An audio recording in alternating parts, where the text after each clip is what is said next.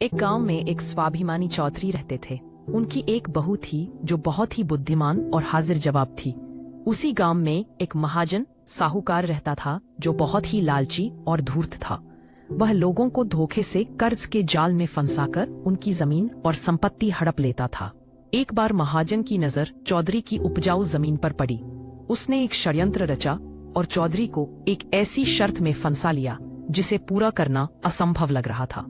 महाजन ने दावा किया कि चौधरी ने उससे बहुत पुराना कर्ज लिया है और यदि वह उसे एक निश्चित समय में नहीं चुका पाए तो उनकी जमीन महाजन की हो जाएगी। जब चौधरी परेशान होकर घर लौटे तो बहू ने सारी बात समझ ली। उसने ससुर से कहा, आप चिंता न करें, महाजन को मैं संभाल लूंगी। अगले दिन जब महाजन अपना हिसाब लेने और जमीन पर कब्जा करने आया तो बहू ने उसे बड़े आदर से बैठाया और कहा, महाजन जी, हम आपका कर्ज चुकाने को तैयार है, लेकिन हमारे खानदान की एक परंपरा है, हम कर्ज तभी चुकाते हैं जब लेनदार हमारे एक छोटे से सवाल का सही जवाब दे दे।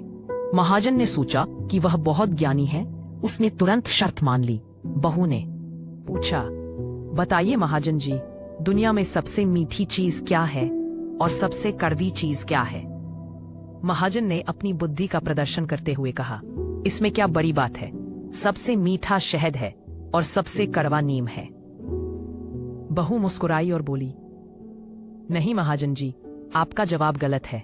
दुनिया में सबसे मीठी चीज इंसान की जुबान बोली है और सबसे कड़वी चीज भी इंसान की जुबान ही है, जो अपनों को दुश्मन बना देती है और लालच का जहर घोलती है।